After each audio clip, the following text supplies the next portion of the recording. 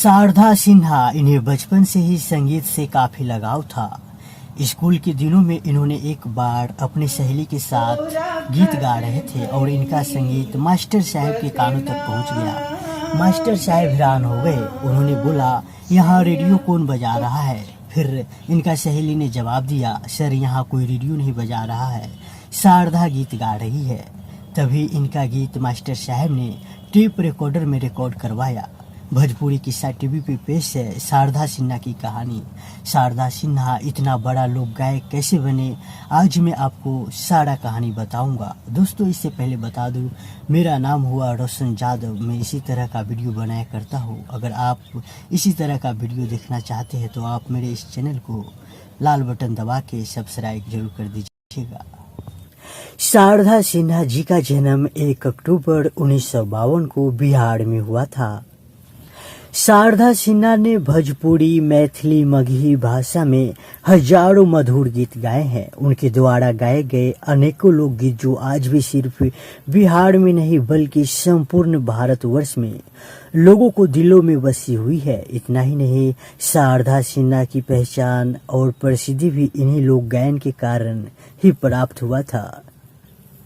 शारदा सिन्हा की परिवार की बात करें तो इनके पिता का नाम सुखदेव ठाकुर है, जो कि शिक्षा विभाग के एक वरिष्ठ अधिकारी थे। शारदा सिन्हा को लोग इनके गांव में इनको कोकिला कह के बुलाते हैं।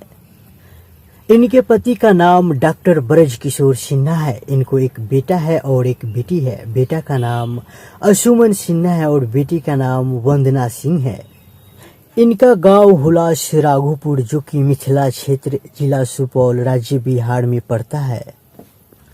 शारदा सिन्हा जी को बचपन से ही संगीत से काफी लगाव था। फिर क्या, इनके पिताजी भी इन्हें संगीत की ओर झुकाव देखकर घर में ही इन्हें संगीत और नृत्य की शिक्षा एक संगीत गुरु रखकर देना शुरू कर दिया था। शादी के बाद उनकी गायकी का उनके ससुराल में काफी विरोध हुआ था, लेकिन उनके पति डॉक्टर ब्रज किशोर सिन्हा ने उन्हें पूरा सहयोग दिया था और वो अपनी पत्नी शारदा सिन्हा को समस्तीपुर में रहकर ही वही एक कॉलेज में संगीत की शिक्षा भी दिलवाए। शारदा सिन्हा जी से जुड़ा एक मजेदार किस्सा भी है। स्कूल के दिनों में एक बार जब इन्होंने अपने सहेलियों के साथ गीत गा रही थी तो चुपके से शारदा के शिक्षक श्री हरि उपल जी उनका गीत सुन रहे थे। गीत सुन लेने के बाद हरि उपल जी सभी छात्र छात्राओं से पूछा कि यहाँ पर रेडियो कौन बजाकर गीत कौन सुन रहा है। फिर क्या, वहाँ तो कोई रेडियो था ही नहीं। तभी सभी छात्र छात्राओं ने जवाब दिया, सर जी यहाँ रेडियो कोई नहीं बजा रहा है, शारदा गीत गा रही है। तभी हरि उपल जी शारदा सिन्हा को प्रधान चार्ज कार्यालय में बुलाकर उस गीत को अपने टेप रिकॉर्डर में रिकॉर्ड कर लिया। शारदा सिन्हा भोजपुरी के साथ साथ मैथिली एवं हिंदी, मगही और भी भाषाओं में गायन किया है। शारदा सिन्हा के अनुसार गीत संगीत के क्षेत्र में और उनके करियर को संभालने में उनका परिवार का बहुत बड़ा योगदान रहा। शारदा सिन्हा जी पहली बार हिंदी फिल्म 1989 में आई मैंने प्यार किया में गायिका के रूप में इन्होंने काम किया था। उस समय इन्हें इस फिल्म में गीत गाने के लिए सिर्फ 76 रुपये ही मिले थे।